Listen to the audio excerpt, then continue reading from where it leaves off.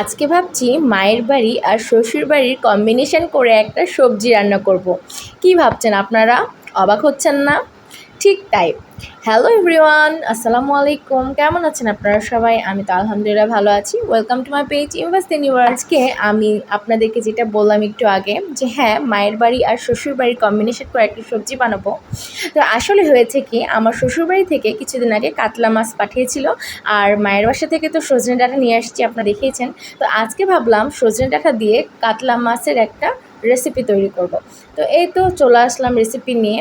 সজনে ডাঁটা দিয়ে আলু দিয়ে কাতল মাছ এদিকে রান্না করব, আর ওইদিকে পেঁপে আলু ভাজি রান্না করব। তো শর্টকাট যেটা ভাজি সেটা আগে ওইদিকে চড়াই দিলাম। দেখতে তো পাচ্ছেন, পেঁপে ভাজিটা খুব শর্টকাট করতে হয়, যেরকম আমরা অন্যান্য ভাজি করি। তো এর মধ্যে আমি লবণ, হলুদ, মরিচের গুঁড়া, জিরা গুঁড়া আর তেল, এই সব কিছুই দিয়ে আর কি মোটামুটি ভাজিটা ওইদিকে চড়াই দিলাম।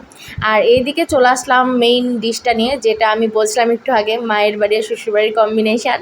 তো যাই হোক, তো এখানে আমি কিন্তু সব মশলা একসাথেই দিয়ে দিচ্ছি। আর সজনে ডাঁটা তো আমার খুবই প্রিয়, এর আগের ভিডিওতে আমি আপনাদেরকে বলেছি। তাও আবার যদি আমার মায়ের বাড়ির গাছের, মানে আমার ফুপুর গাছের যদি সজনা হয়, তাহলে তার কোনো কথাই না। তরকারিটাতে আমি পেঁয়াজ বাটা ব্যবহার করেছি, আগেই দেখতে পেয়েছেন। পেঁয়াজ বাটার সাথে একটু আদা রসুন বাটা দিয়ে দিলাম, তারপর লবণ, হলুদ, মরিচের গুঁড়া, জিরা গুঁড়া, যেগুলো শুকনা মশলা ছিল সব কিছু এর মধ্যে দিয়ে ভালোভাবে একটু ভুনে এর মধ্যে আমি ডাঁটা আর আলুটা দিয়ে দিলাম। এখন এটা সুন্দরভাবে একটু ভুনে নিই। পাশাপাশি ওইদিকে আমি কিন্তু পেঁপে ভাজিটাও দেখে নিচ্ছি। পেঁপে ভাজি আমি একটু বেশি করে করেছি, আজকে দুপুরে ভাত দিয়েও খাওয়া হবে, আবার যদি একটু বেঁচে যায় তাহলে আগামীকাল একটু রুটি দিয়েও খাওয়া হবে। ভাজিটা করলে একটু বেশি করে করা হয়। আমরা যেহেতু দুজন মানুষ, এর জন্যই আমাদের কাছে এটাই অনেক বেশি। আর পেঁপে ভাজি সেরকম ভাত দিয়ে খেতে অতটা ভালো লাগে না। তাও পেঁপেগুলো ছিল যে ভাবলাম যে একটা তরকারি করলে তো হবে না, আর একটা তরকারি করি, ওটা একটু সাপোর্ট দিবে। মেয়ে কিন্তু জানে যে একটা তরকারির বেশি দুটো তরকারি করলে প্রথম তরকারিটা একটু সাপোর্ট পাবে। এটা সবাই বুঝবে না, গৃহিণীরাই বুঝবে।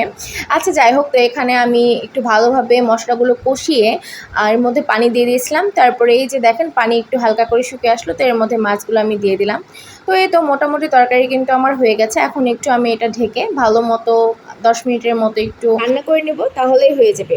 তো এই যে আমার শ্বশুরবাড়ি ভার্সেস মায়ের বাড়ির কম্বিনেশন যে তরকারিটা, এটার আমি নাম দিয়েছি। তো এই নামটা কেমন হয়েছে সবাই জানাবেন। আজকের ভিডিওটা এ পর্যন্তই। সবাই ভালো থাকবেন, সুস্থ থাকবেন। আবারও নতুন কোনো ভিডিও নিয়ে আপনাদের সামনে হাজির হয়ে যাব। ততক্ষণ পর্যন্ত আল্লাহ হাফেজ।